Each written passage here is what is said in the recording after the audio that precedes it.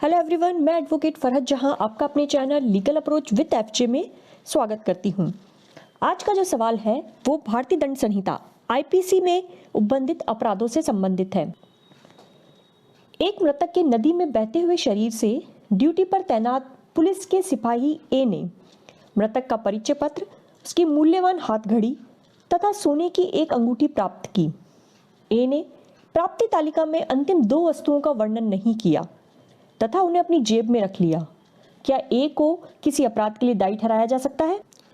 Police के सिपाही ए को भारतीय दंड संहिता 1860 आईपीसी की धारा 404 के अंतर्गत उल्लंघित अपराध के लिए दोषी ठहराया जा सकता है, क्योंकि वह मृतक के शरीर से प्राप्त संपत्ति में से मूल्यवान घड़ी और सोने की अंगूठी को प्राप्ति तालिका में दर्ज नहीं करता और उन्हें जेब में रख लेता है।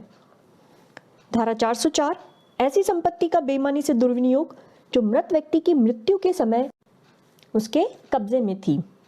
धारा 404 के अनुसार जो कोई किसी संपत्ति को यह जानते हुए कि ऐसी संपत्ति किसी व्यक्ति की मृत्यु के समय उस मृत व्यक्ति के कब्जे में थी और तब से किसी व्यक्ति के कब्जे में नहीं रही है, जो ऐसे कब्जे का वैध रूप से हकदार है, बेईमानी से दुर्विनियोग करेगा या अपने उपयोग में संपरिवर्तित कर लेगा, वे दोनों में से किसी भांति के कारावास से, जिसकी अवधि 3 वर्ष तक की हो सकेगी, दंडित किया जाएगा और जुर्माने से भी दंडनीय होगा। ये धारा 404 का अपराध आपराधिक दुर्विनियोग का अपराध है। इसे आपराधिक दुर्विनियोग का अपराध मानते हैं और चोरी का अपराध क्यों नहीं मानते? दोस्तों, चोरी जिसे धारा 378 में परिभाषित किया गया है, उस परिभाषा के अनुसार चोरी के अपराध के लिए 5 प्रमुख तत्वों का होना आवश्यक है। संपत्ति को बेईमानी से लेने का आशय, संपत्ति चल हो, संपत्ति को कब्जेधारी के कब्जे से लिया जाए और संपत्ति कब्जेधारी की सम्मति के बिना ली जाए और संपत्ति को लेने के लिए उसे उसके स्थान से हटाया जाए। पुलिसमैन का संपत्ति को बेईमानी से लेने का आशय है, संपत्ति चल है, कब्जाधारी की सम्मति के बिना ली गई है और उसे उसके स्थान से हटाकर उसने उन्हें अपनी जेब में रख लिया है। लेकिन एक तत्व जो इसे चोरी का अपराध होने से रोकता है वह है संपत्ति को कब्जाधारी के कब्जे से लिया जाना। जी हाँ दोस्तों, देखने में प्रतीत हो रहा है कि मृतक का कब्जा है, लेकिन मृतक का उन पर कब्जा तभी तक माना जाता है जब तक वह जीवित कब्जाधारी था।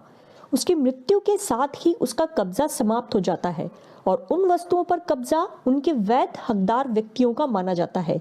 लेकिन अभी चूंकि वैध हकदार व्यक्तियों ने संपत्ति का कब्जा ग्रहण नहीं किया है, ऐसे में संपत्ति पड़ी हुई संपत्ति मानी जाती है और इसलिए ये नहीं कहा जा सकता कि कब्जाधारी के कब्जे से ली गई है। पड़ी हुई संपत्ति प्राप्त करने वाला व्यक्ति यदि संपत्ति को उसके मालिक को सुपुर्द करने के बजाय स्वयं के निमित्त प्रयोग में ले लेता है तो उसका कृत्य आपराधिक दुर्विनियोग कहलाता है और इसीलिए धारा 404 के अपराध को आपराधिक दुर्विनियोग का अपराध माना जाता है, ना कि चोरी का। पुलिसमैन ए ने हाथ घड़ी और अंगूठी का प्राप्ति तालिका में वर्णन नहीं किया, बल्कि उन्हें अपनी जेब में रख लिया। उसने उन्हें अपने उपयोग के लिए बेईमानी से दुर्विनियोग किया है और दोनों हाथ घड़ी और अंगूठी दोनों ही चल संपत्ति है। इसीलिए पुलिस के सिपाही को धारा 404 के अंतर्गत आपराधिक दुर्विनियोग के लिए दायी ठहराया जाएगा। आपको ये वीडियो अच्छा लगा तो इसे लाइक और शेयर करना ना भूलें। आगे ऐसे और वीडियोस के लिए चैनल को सब्सक्राइब करना ना भूलें। Thank you for watching. Bye bye.